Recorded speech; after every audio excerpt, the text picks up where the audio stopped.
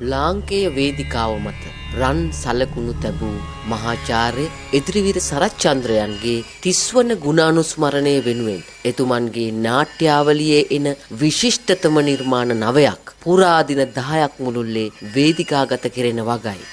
අගෝස්තු 16 සිංහබාහු, අගෝස්තු 17 වෙල්ලවැහුම්, අගෝස්තු 18 මහාසාර, අගෝස්තු 19 මනමේ, අගෝස්තු 20 හස්තිකාන්ත මන්තරේ, අගෝස්තු 21 රත්නාවලි, අගෝස්තු 22 සිංහබාහු, අගෝස්තු 23 පෙමතෝ ජායති සොකෝ, අගෝස්තු 24 කදාවලලු සමග එළව ගිහින් මෙලවාවා, අගෝස්තු 25 මනමේ.